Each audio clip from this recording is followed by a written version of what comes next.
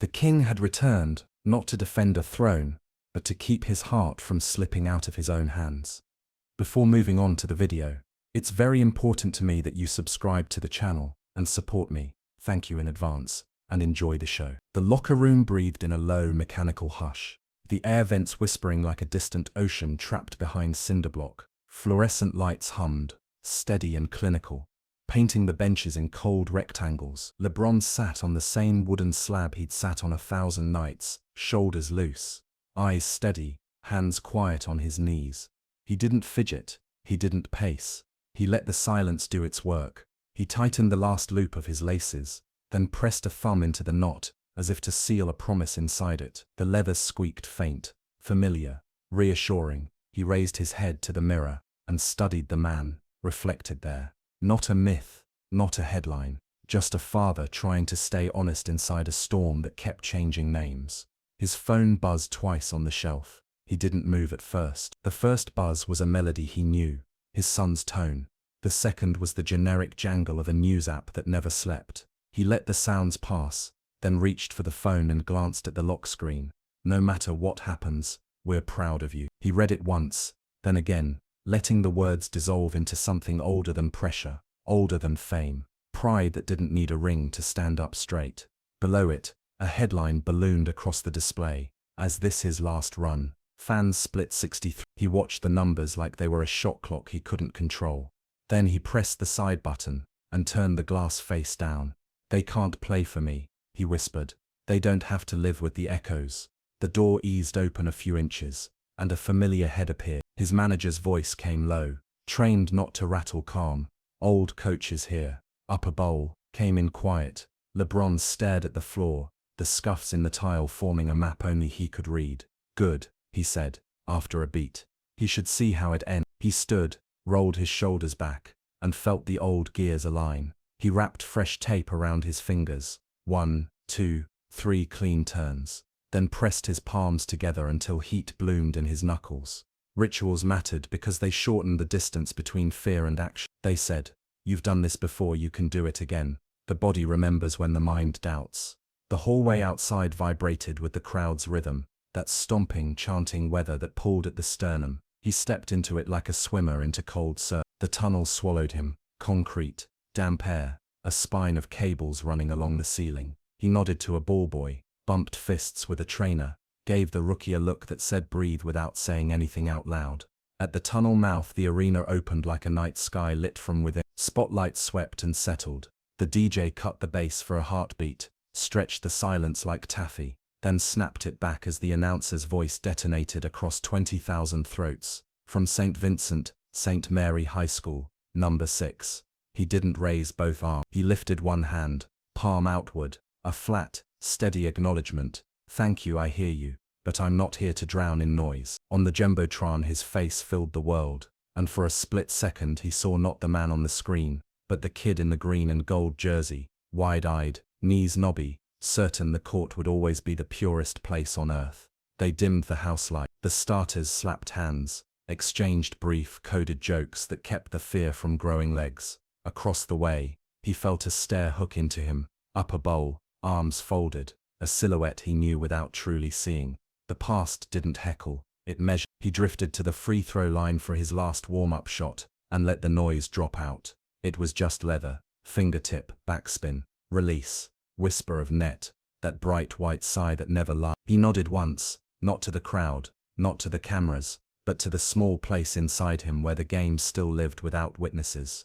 The anthem rose. He bowed his head. Scar tissue and triumph, and the ordinary ache of time all stood shoulder to shoulder, and behaved themselves for 90 seconds. He thought about all the doors that had opened, and all the doors that had closed, about handshakes that were really contracts and funerals that had come too soon, about the first time a stranger's son had looked at him like saints must look at light. When the music faded, he stepped into the circle for the tip. Across from him, young legs bounced like a clock hand that refused to slow. The ball went up, the world held its breath, and for 10 minutes of game time it was easy. Cuts that arrived on time, passes that met hands like old friends, a jumper so clean it felt preordained. The scoreboard blinked numbers that said pace yourself, and he did. Time. The sound decayed into a manageable throb. He sat on the bench, towel draped, composure layered like armor. The rookie leaned in, eyes too bright. Is it always like this? The kid meant this loud, this heavy, this magnified. LeBron tilted his head, only when it mattered. He glanced toward the tunnel, where equipment staff orbited in their quiet, efficient loops. The locker room door was a rectangle of darkness, halfway down the corridor. He could feel that darkness now, as if the room itself were clearing its throat for a private conversation. He'd noticed a white corner earlier, peeking from under his spare towel. He'd decided not to care because that's how you stay present by setting later on fire. But later had a habit of walking in early. The buzzer called them back. He came alive at the elbow, read the weak side, split a double, floated a runner high enough to kiss the lights. On the way back he heard his name not shouted but spoken, like a friend trying to catch up in a crowd. He didn't turn. Sometimes the safest thing to ignore is the thing that sounds most familiar. Quarter ended, 5-point edge. He sat, drank, looked at nothing, heard everything. A trainer kneaded his calf with the bored grace of a man who knew history by texture. The DJ dropped an old track that he used to love in high school, and for a second he almost smiled. The song had aged better than most timelines. His watch hummed against his wrist, one long vibration, then one short. He tilted it just enough to see the screen. An unknown number, a single message, a crown emoji, bright and smug. He stared at the tiny icon the way a soldier might stare at a knock on a door that shouldn't exist. He let the screen time out. He didn't need riddles. The quarter break evaporated. Back on the floor he slid into a pocket of spacing so small it felt like cheating, and stuck a 15-footer that made the net lean forward in respect. The kid found him in stride the next trip, and the ball left his hand, so calmly you'd think it had never considered any other line. He tracked the shot to the rim, then beyond it, to the upper bowl again, arms still folded, watching, counting, deciding something in a personal court that didn't allow appeals. Halftime approached, not like a pause but like a clip. The last possession came, and he let the clock bleed as if the game owed him blood. He attacked the hip, invited contact, took the whistle and the layup, and something else he couldn't name. The horn split the air. The crowd rose, and spilled its voice down the aisles, a river going everywhere at once. In the tunnel, the world narrowed, the smell changed, sweat traded places with detergent and rubber. The chatter fell to a survivable level. His body went about its chores, shoes loosened and retied, tape peeled, tape replaced, jersey swapped for dry. He opened his locker. The envelope waited, pale and ordinary in a world that specialized in spectacle. No stamp, no handwriting, just a pressed crown the size of a thumbnail embossed dead center. He held it up to the fluorescent light and felt silly, because he hoped it was empty. He slid a finger under the flap, and stopped, not because he was afraid of a drive, a shot, he'd never feared those. He stopped because words had always been harder to box out than men. He tucked the envelope behind the folded towel and sat down slowly. The room was a hive, coaches diagramming in blue and red, staff switching out Gatorade coolers with the practiced ballet of veterans, the rookie bouncing one knee too fast. He could do this with noise. He'd done it in Cleveland, Miami, Cleveland again, LA. He could do noise. What he struggled with was the kind of quiet that made tiny things loud. A hand touched his shoulder. The manager, voice even. You need anything? Space. The man nodded, stepped away then stepped back. He's here to see you, you know. I saw. You going to talk to him when the game's over, and if the game keeps playing after the buzzer. He looked up. Then we'll play it where microphones don't own the ball. He drew in a breath so slow it bordered on prayer. His mind sifted through the years with a collector's care. The first Sports Illustrated cover, the TV special that taught him how fast affection mutates, the parades, the losses, the funerals he skipped, the birthdays he refused to miss. The night a kid at an away game had held up a sign that said, "Thanks for making my dad call me back." Moments that didn't trend but clung to the architecture of a life anyway. He reached for the envelope again, and felt its weight change in his hand. Not heavier but clearer, like a sentence that had finally picked an ending. He tore the flap. Inside, a single black USB drive nested in white cardboard next to a note written in small clinical letters. If you want peace, start with the truth. He stared at the words until the edges blurred. Then he slid the drive into the inner pocket of his warm-up jacket, and let the note fall into the locker's metal belly, with a sound like a coin being spent. The coach called them up. 12 minutes to write something we don't have to explain. LeBron's. The rookie's eyes clung to him like rope. How do you do it? The kid asked. Do what? Play when everybody's watching for you to slip. He considered the boy for a heartbeat. You stop playing for everybody. They broke the huddle. In the corridor, someone laughed too loudly, and then apologized to no one. He rolled his neck, shook his arms out once, and let his heartbeat sink to the clap clap clap of a crowd he couldn't see yet, but could already feel, pulsing through concrete, through rebar, As he stepped into the tunnel's mouth, his watch buzzed again. He didn't look this time. The court unfurled in front of him, polished maple bright paint, the clean geometry of a game that pretends to be simple until you ask it a real question. He put one foot on the hardwood and thought, here is where they can't edit me. He put the other foot down and answered himself, unless I let them. The horn sounded. For the third quarter, the ball would go up. The noise would surge. Somewhere, in a pocket of darkness above the baseline, a pair of folded arms would tighten by a single inch. Somewhere else, in a server room lit by nobody's conscience, a clip would be cued, its blade already stained with a syllable. He flexed his fingers, found the seam, and whispered the only instruction that ever mattered. Read, react, finish. The whistle shrieked, snapping every thought into motion. The ball hit the floor once, twice. The hollow rhythm of war drum. LeBron took the inbound, and felt the old fire run up his spine. He wasn't chasing youth anymore. He was proving that time still owed him respect. He drove left, quick crossover, mid-range pull-up, perfect form. The ball whispered through the net. The crowd exploded, 1,000 camera flashes bursting in sequence like lightning trapped indoors. He didn't raise a fist. He just jogged back on defense, eyes half on the ball, half on the massive screen above. Then it happened again.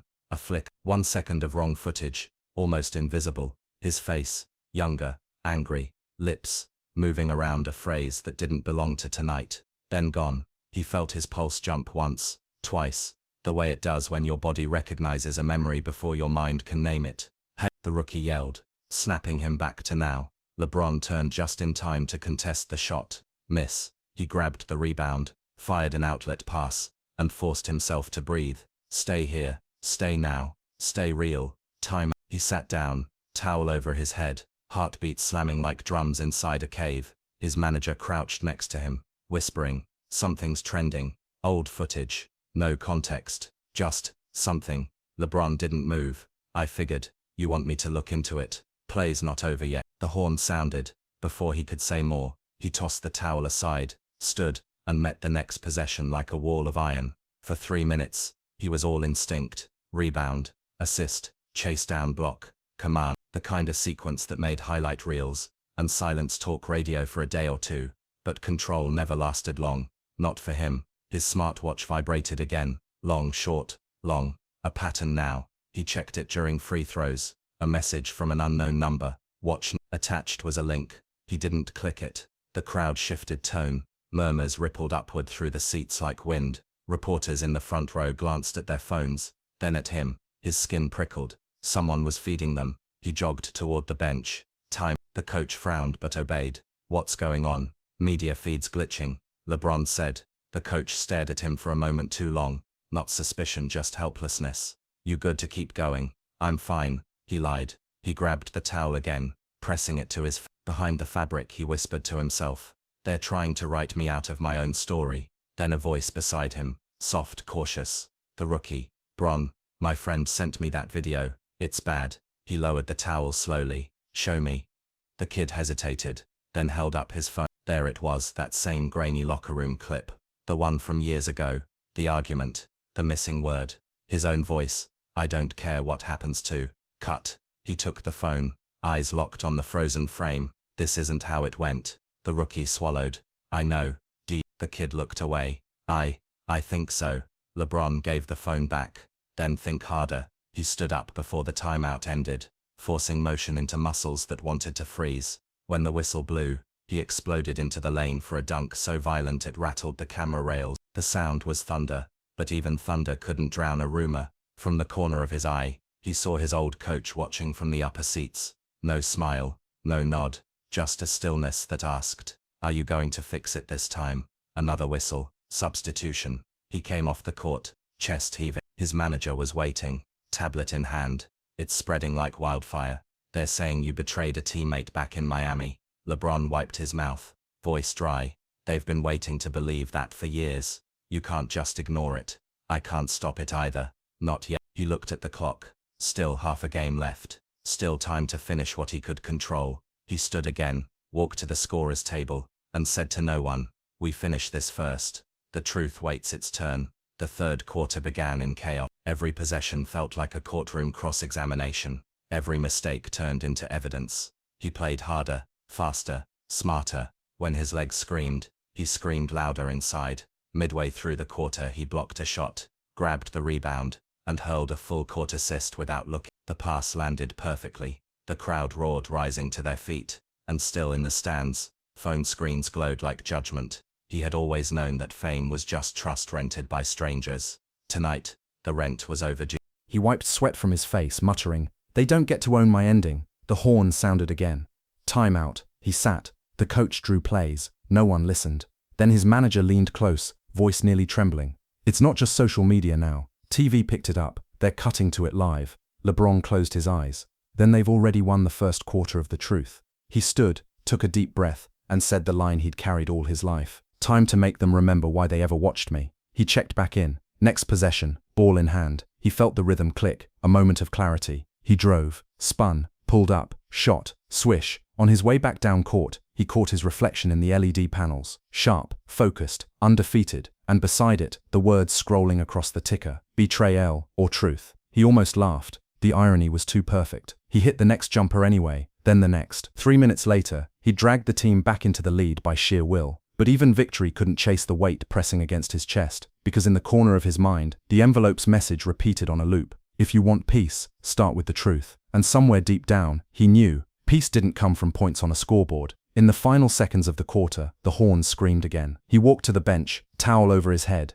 bowed. Then he whispered, almost to himself, "They can't edit what happens next." He didn't realize how wrong he was. The locker room door slammed shut behind him, sealing out the roar. Inside, silence sharp enough to cut skin. Sweat dripped from his chin to the tile, each drop echoing like a clock. He dropped onto the bench and stared at the floor, palms flat on his knees, trying to remember how to breathe like a normal person. The USB sat in his bag, heavy and silent. He pulled it out, ran a thumb over its smooth black edge, and whispered, "Let's see what you really are." He plugged it into the laptop. Static, then image. The same locker room, years ago. His own voice, young, furious, afraid. "I don't care what happens to cut." He slowed the footage, rewound, frame by frame. Between the noise, the missing fragment emerged like a ghost. Me, it was there, the word that had been stolen, one syllable that had rewritten an entire legacy. He leaned back, fingers pressed against his eyes, a low laugh shaking out of him. Not humor, disbelief. 20 years, he muttered. 20 years, and they got it down to a single word. The locker room door creaked open. His manager stepped inside. "Bron, I know," LeBron said without looking up. "They've already played it. ESPN just went live with their segment. They're calling it the Betrayal Tape." Perfect title. "Bron, what do you want to do?" He closed the laptop softly. "Finish the game. Game's done, man. Not that one." He stood, stretched, grabbed his jacket, and walked toward the door. The manager blocked him. "You go out there now. You'll make it worse." LeBron's eyes were calm. "If I stay here, I make it permanent." He brushed past him. The hallway smelled of disinfectant and adrenaline. Cameras waited like vultures. Security guards turned their heads as he passed. He ignored them all. In the tunnel, the rookie was sitting alone on a crate, scrolling his phone. When he looked up and saw LeBron, he froze. "I didn't mean to." "I know," LeBron said. "You just saw it first. They're saying you sold out D." "I didn't. I know that. But," LeBron stopped him with a look.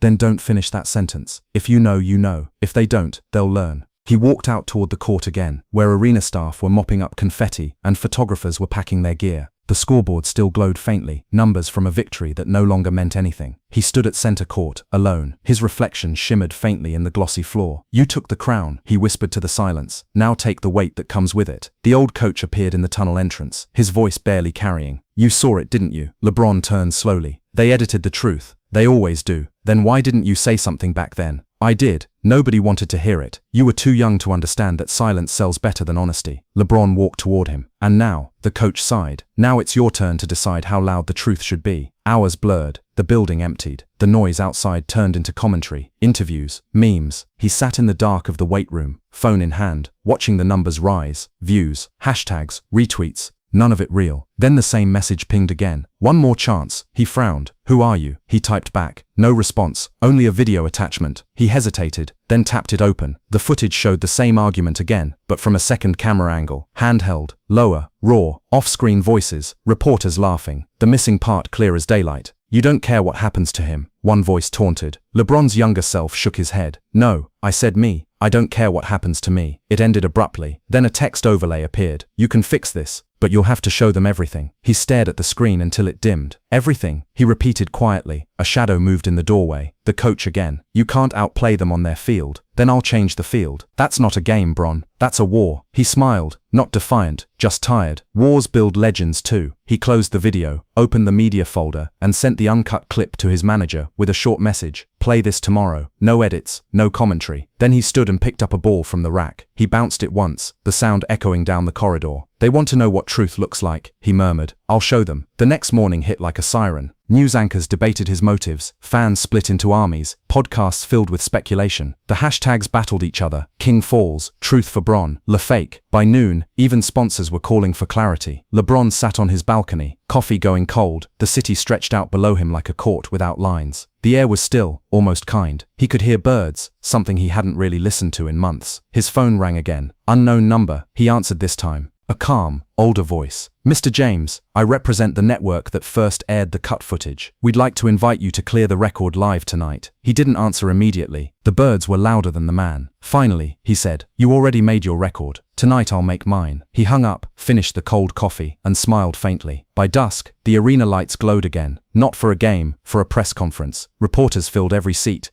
Cameras framed the podium like crosshairs. He stepped into the light and waited for the noise to fade. His eyes scanned the crowd, the lenses, the faces pretending to listen. I know why you're all here, he began. His voice was low. Even, you think you already know the story. But stories are tricky. They cut, they paste, they lie. Sometimes all it takes is one missing word to turn a man into a monster. He nodded to the technician. The screen behind him flickered, and the real footage rolled. Uncut, unfiltered. The truth, finally whole. When the clip ended, he didn't speak for 5 full seconds. The room held its breath. That, he said softly, is what context looks like. The flash of cameras returned, frantic, hungry, but this time he didn't flinch. He left the podium, ignoring the shouts of reporters, the questions, the demands. He walked straight out the tunnel and into the night, where the city air felt like forgiveness. But as he reached his car, his phone buzzed one more time. The same crown emoji, a new message. Nice move. Ready for round 2. He stared at it for a long time. Then he smiled. Small, dangerous, unafraid. Always, he whispered. He turned the phone face down and started the engine. Outside, the city lights flickered like 1,000 tiny screens trying to tell his story. But for the first time in years, he didn't need them to, because the truth was finally his again. Unedited, unstoppable, and entirely human. The next morning dawned with the strange quiet that always follows a storm. Outside his window, the Los Angeles sky was the color of unfinished steel, and the city still buzzed faintly with the aftershock of what had happened. He could feel it, people scrolling, talking, dissecting, every podcast, every feed, every commentator, trying to reframe what they'd seen. But for once, LeBron wasn't scrolling with them. He sat at the edge of his bed, elbows on his knees, breathing slow, deliberate breaths. In front of him lay the same pair of sneakers he had worn the night before. The soles were still marked with tape residue from the game. He ran a finger across one of the scuffs and smiled faintly. Proof of life, he thought. The TV murmured softly in the background. The uncut clip released by James himself has changed the narrative entirely. Sponsors are holding statements. The NBA declined to comment. The question now: who edited the original footage, and why? He muted it. The answer didn't matter anymore. He got up, pulled on a hoodie, and walked out into the cool morning. The air smelled faintly of rain and asphalt. When he reached his car, the doorman nodded with the cautious reverence reserved for someone trending in real time. Morning, King. LeBron smiled, small but real. Just Bron today. He drove without a destination, letting the city stretch and twist around him. Billboards flashed with his face, some triumphant, some questioning, all temporary. He turned off the freeway, weaving into quieter streets until he reached an old playground he hadn't visited since his early Lakers days. The paint on the backboard had peeled, the nets frayed, but the lines on the court were still there. He stepped out of the car and breathed. The smell of damp concrete hit him, sharp and nostalgic. He bounced the ball once. The echo rolled through the empty park like thunder, remembering itself. He shot from mid-range. Clang, front rim. He laughed. Guess I'm human again. Second shot, swish. The rhythm came back like an old friend. He dribbled slowly, talking under his breath. They thought the video was the story. Dribble. But it was just the setup. Dribble. This, he said, taking another shot. This is the story. A voice behind him. Couldn't stay away, huh? He turned. The old coach stood at the fence, coffee in hand. LeBron smiled. You following me now? Just checking if the truth hit you as hard as it hit them. It did. He caught the rebound, passed it lazily toward the coach. Hurts good though. The coach let the ball bounce away, watching him closely. You realize you've started something right. LeBron nodded. That's the point. They'll come for you again. They always do. He smiled faintly. Difference is, this time I know which word they'll try to cut. They both laughed. The sound quiet and tired and honest. By afternoon the world had already shifted again. Some networks apologized. Others doubled down. The fans argued like preachers in rival churches. But under it all, a quieter current moved. People talking about context, about editing, about how truth could be sculpted to fit a headline. LeBron watched none of it. He spent the day at the team facility, training in near silence. Every repetition felt cleaner, every breath more deliberate. It wasn't rage driving him anymore. It was clarity. The rookie entered halfway through, nervous as always. Hey, I just wanted to say, I'm sorry, for doubting, for showing the clip, for, LeBron waved a hand. Stop, you learned something, right? The kid nodded. Yeah. Don't believe the first version of anything. Good, LeBron said. That's the only apology I need. They practiced in sync until the sun set outside the high windows, turning the gym into a pool of amber light. That evening, a press alert lit up every phone in the country. LeBron James to address the future, in final statement, tonight. The internet went feral again. Theories everywhere, retirement, protest, scandal, redemption. He ignored them all. When he finally stepped onto the small stage of the media room that night, it wasn't as a player, or a brand, or a myth. It was as a man who had survived his own echo chamber. He leaned into the mic. I'm not here to clear anything else up, he began. I'm here to remind you that the truth doesn't live in clips. It lives in the moments no one records, the moments that hurt, and the ones that heal. He paused, letting the room breathe with him. If this is my last season, I'm good with that. Because I've seen what matters more than banners or headlines. I've seen what happens when you stop letting other people finish your sentences. The reporters scribbled, lenses blinked, history quietly recalibrated. He stepped away from the mic and said, almost to himself, sometimes the loudest comeback is silence. Afterward, he drove home in the dark, city lights blurring like memories through glass. He parked outside his house,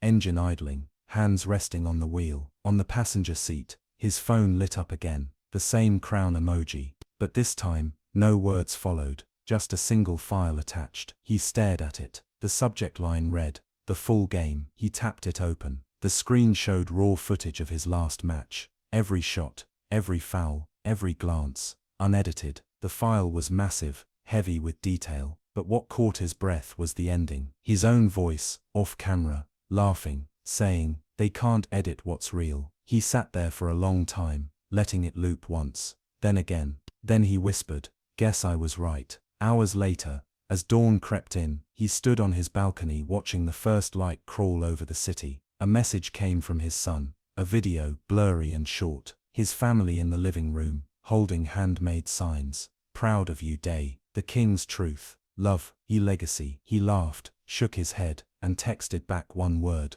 always. He turned off the phone, placed it face down and walked to his indoor court. The air was cool and silent. He dribbled once, the echo filling the space. Let's run it back, he murmured, setting up for a shot. He released it. Swish. The sound was perfect. Small, clean, human. He stood there a moment longer, eyes closed. Maybe the crown was heavier than ever, but the heart underneath finally felt light. Outside, a new day rose, bright and quiet. Somewhere in the city, another story was already being written, and for once it didn't scare him. He'd learned that truth isn't what survives the edit. Truth is what keeps playing even after the lights go out. The next morning the world kept spinning, but something in its rhythm had shifted. The story wasn't trending anymore. It was settling, like dust after a hard rain, sinking into memory instead of madness. News anchors had moved on to fresh scandals, Analysts rephrased their takes, but the noise that had once swallowed his name now sounded strangely small.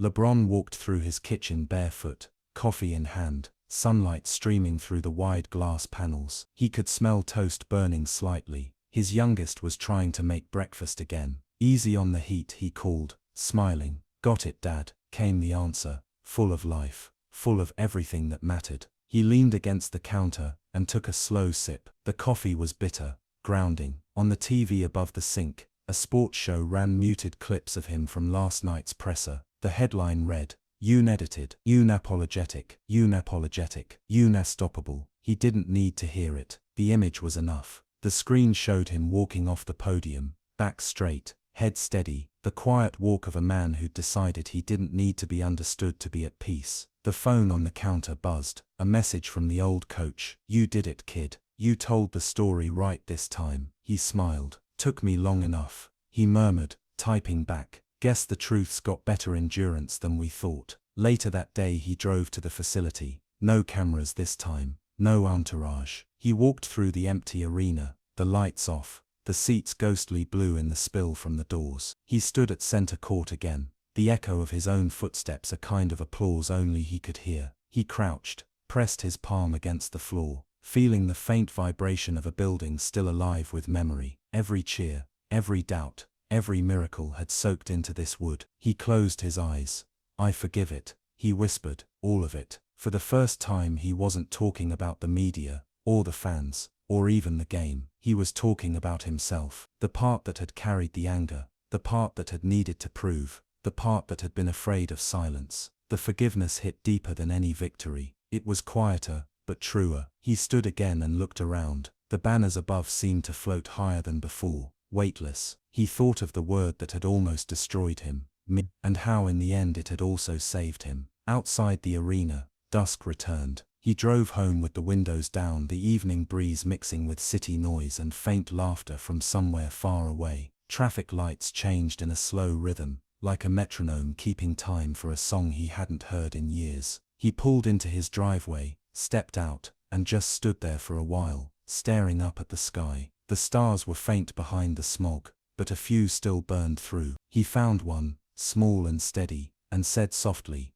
"That's enough." Inside, his son waited with a controller in hand. "1-on-1, he grinned. LeBron laughed. "You sure you're ready for that smoke?" His son shrugged. "You might edit the score." LeBron threw his head back and laughed louder, real this time. The kind of laughter that fills spaces, that leaves no room for ghosts. They played until the night folded into laughter and missed shots, the scoreboard irrelevant, the story rewritten in sweat and joy and family noise. When the house finally went quiet, he stood on the balcony again, looking out over the sleeping city. His phone buzzed one last time, the same crown emoji, no message, no video, just the symbol. He stared at it for a long second, then smiled. "Keep it," he whispered. "I've got a better one now." He slipped the phone into his pocket, turned and walked inside. The lights clicked off behind him. The camera that wasn't there didn't catch the final shot, but if it had, it would have seen a man at peace, a king without a throne, but with something far greater, legacy. Not the kind that hangs in rafters or glows on highlight reels, but the kind that breathes quietly, in truth, in love, in the heartbeat of every person who ever decided to tell their own story, unedited.